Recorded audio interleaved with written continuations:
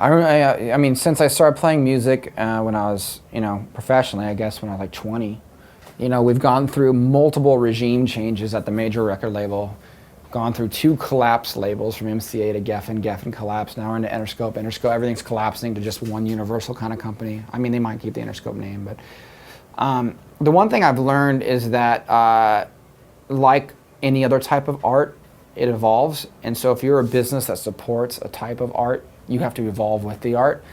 Now, a lot of things have happened that have made creating art a lot easier with the computer, and it's also made the distribution of art a lot easier. So at the same time, a kid can go out and record a record with little or no money on their laptop, but then someone could steal that record and pass it around. What I have chosen to believe is that if you look at your band with modern kind of, with a modern filter, your band has so much potential to have all these different elements about it. You can create all this really cool merchandise. You can create all these cool concert live experiences. You can create a really cool portal on the website, and you can mix together all these elements. And I always believe that if the tools were available, you can monetize these other elements and not really worry about selling the record itself. In fact, I believe that you should take down every barrier and put as much music out there for free. And I guess in a way it's kind of like television. You can watch television for free. You can go watch whatever show on prime time, or like The Simpsons, but if you want, you can go and you could buy Simpsons t-shirts and dolls, and you could do all these different kind of thing, and so in my mind, the way the music industry is changing is that music will be easier to make and music will be easier to give away for free. And that will enable the band and the music and the art and everything to be bigger than it's ever been. It's just how do you collect that and build your business so you can go to Europe and tour, so you can do a free show, for the kids, and so you can continue to grow as a musician that wants to grow. So, which is no secret, my company created a thing called modlife, which is what we're using for Angels and Airwaves and a lot of other bands. And the idea is this website allows us to sell merchandising, do subscription stuff where we have a really crazy interactive campaign with our fans.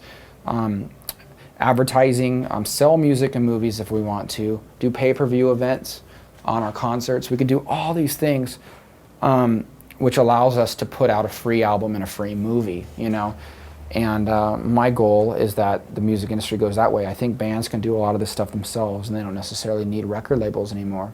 But record labels, they do a lot of cool stuff for you if you're not willing or don't know how to do it yourself. Number one, you have to have the graphics, the logo, the artwork, which spreads to merchandise, which spreads to your website and to your album cover. All that has to be really good. And it can't just be, it has to be more than cool. It has to be clever, and it has to be a window into your mind, I think Iron Maiden did an amazing job back in the day when they had all those, what's his name, Eddie, and all that artwork and stuff. Like, it was a whole world, to suck yourself into. I mean, Pink Floyd did it even before then, where it's like there's so much there that when people listen to you, they know what to picture and they know what kind of person you might be, and they start to guess where you're going to go with it, and to me, it's like, number one, really take pride in how you present the band to the public, even when there's no music, it's hard. I think the internet's a funny thing because anything that's shocking, whether it's shockingly beautiful or shockingly like gross and crazy, anything that cuts through the noise on the internet will get found. I mean, the beautiful thing about the Western world is that all good art does get found, no matter what. I just think it might take a little bit more time for some than others. So I think that a band, to try and really make a presence known, is you have to really think about how to captivate people online first, no matter what.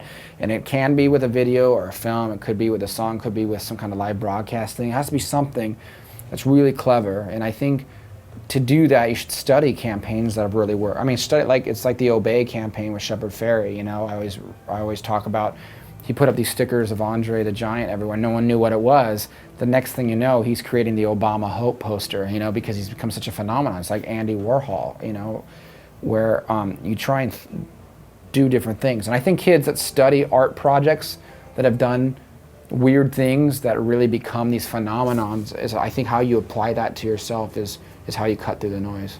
Well, I mean, obviously good songwriting is objective, but if you're still hearing about this band now after years and years, chances are they're writing good songs. You don't hear about a band 20 years later because they have really great moves on stage, or they have crazy, scary graphics, or they wore tighter jeans than somebody else. You know, it's like you hear about, there's a reason why you still hear about U2, or you still hear about Pink Floyd, or you still hear about The Cure, or you still hear about the Beatles, you know. You still hear about AC/DCs because they wrote amazing songs that you got to think about the other 95% of the world that doesn't understand anything but responding to that audio signal, you know.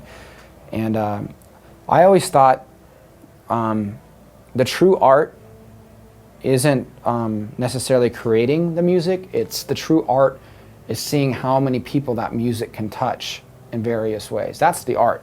Because you can be as artistic as you want and no one hears it and no one likes it, you know, but I always thought the true art was trying to break through the noise and getting millions of people to notice what you created. And if you think about it that way, it brings a different perspective. At some point, if you're not moving forward, it's really good to have people you respect tell you why, from their point of view. And it might be a friend and it might be someone in the music industry, but being told, you know, the sad truth is a good thing, you know, and that happens to me all the time, you know.